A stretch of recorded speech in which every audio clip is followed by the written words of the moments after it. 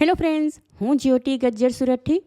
આજે હું તમારી સાથે હોટેલ કે રેસ્ટોરન્ટમાં મળે એવા વેજ મસાલા ઉત્તપમ ઘરે કેવી રીતે બનાવવા એની રેસીપી શેર કરીશ.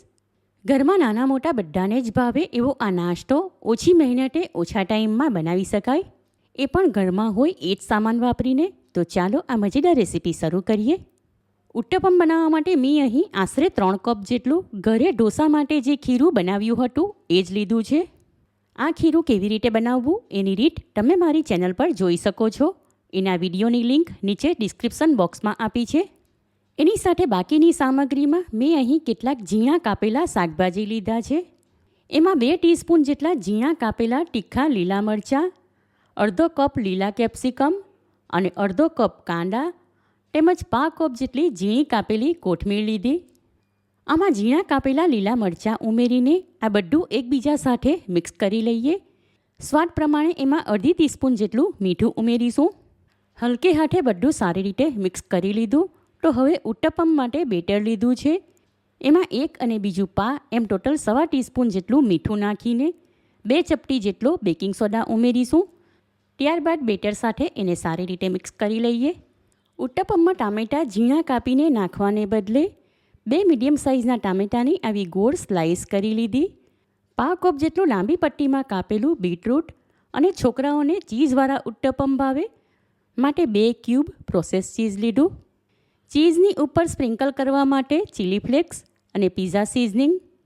હવે આગળના સ્ટેપમાં ઉત્તપમ બનાવવા માટે એક ફ્રાય પેન લઈને સ્ટવ ઉપર ગરમ કરવા મૂકીશું.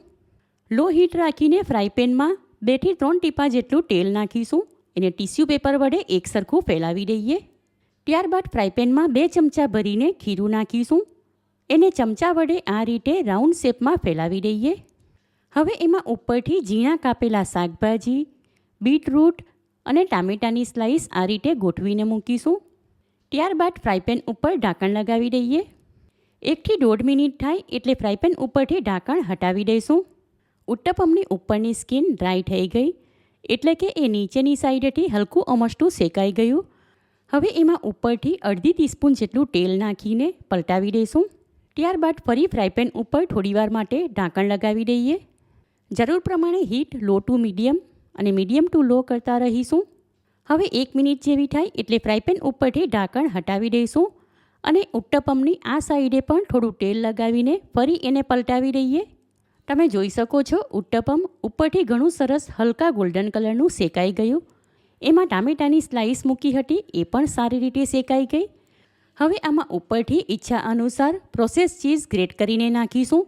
ત્યારબાદ ચીઝની ઉપર ઈચ્છા અનુસાર ચીલી ફ્લેક્સ નાખીને પિઝા સિઝનિંગ સ્પ્રિંકલ કરીશું. હવે આ ઉત્તપમ થોડીવાર માટે શેકી લઈએ એટલે એની નીચેની સાઈડે હલકો ગોલ્ડન કલર આવી જાય અને ઉપર નાખેલું ચીઝ પણ થોડું મેલ્ટ થઈ જાય. આશરે 1 મિનિટ પછી આ ઉત્તપમ નીચેની સાઈડેથી પણ હલકા ગોલ્ડન કલરનું શેકાઈ ગયું માટે એને ફ્રાય પેનમાંથી લઈને એક ડીશમાં મૂકીશું અને આ જ પ્રમાણે બાકીના પણ બનાવી લઈએ. ઉત્તપમ બનાવીએ એ પહેલાં દરેક વખતે ફ્રાય પેન ટીસ્યુ પેપર વડે ક્લીન કરી લઈશું.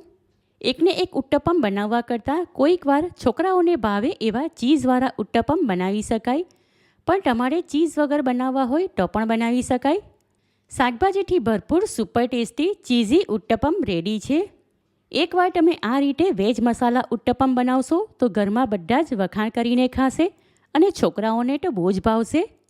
વેજ ઉત્તપમ સવારના નાસ્તામાં ખાવા માટે અને સાંજના ટાઈમ પર કંઈક હલકું ફૂલકું ખાવું હોય તો આ ઉત્તપમ ઝટપટ ઓછા ટાઈમમાં બનાવી શકાય. તો જોઈને તરત જ ખાવાનું મન થઈ જાય એવા ટેસ્ટી ચીઝી ઉત્તપમની રેસીપી તમે ચોક્કસ ટ્રાય કરો.